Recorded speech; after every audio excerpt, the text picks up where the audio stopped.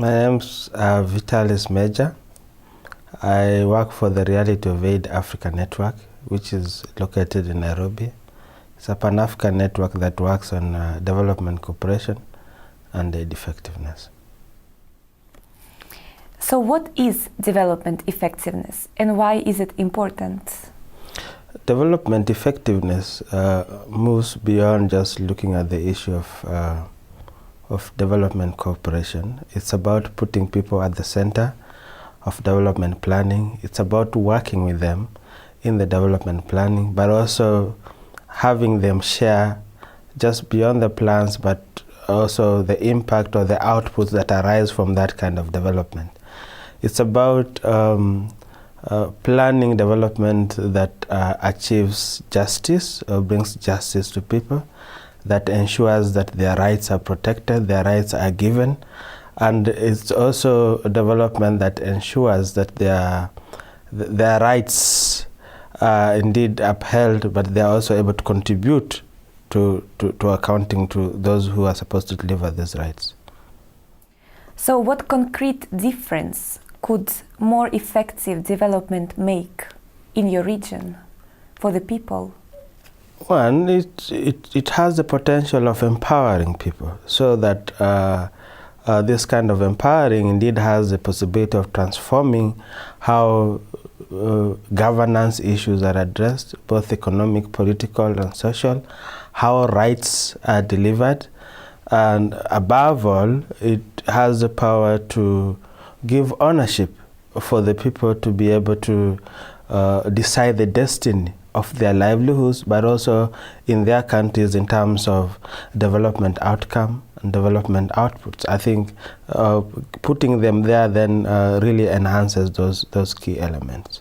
And in the life of people, let's say in Kenya, more effective development would translate into what? More effective development in Kenya would translate to real meaningful development programs that, one, will ensure sustainable development, two, will create better jobs, three, sustainable livelihood, four, accountable public institutions that deliver better services, and lastly, this would translate to them indeed participating in planning, monitoring, evaluation, and also the general livelihood of the country. Thank you.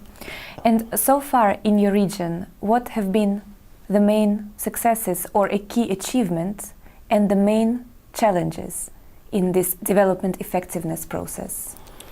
Well, the challenges are myriad. One is a concept that has not been embraced by most developing countries across Africa. It is seen as challenging the status quo, because in essence you are talking about shifting the planning process, removing it from the technocrats and then giving it to people on the one hand. Two, there are actually no institutional framework to facilitate this kind of development framework. So people really don't know how to engage with it. But lastly, organizations that deal with it, particularly the civil society, deal with it within a sectoral context, where you find those in the health sector, those in the education sector confine themselves to those. So it is yet to be made a global thing in the national context to assist indeed in transforming the overall agenda. So there are tidbits here and there.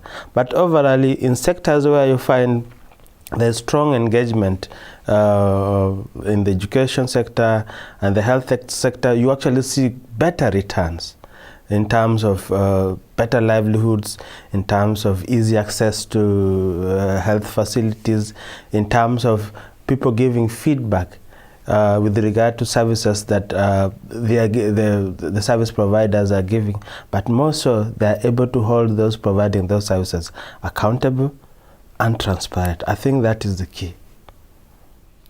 So what is the one thing that we as development actors must achieve in Busan?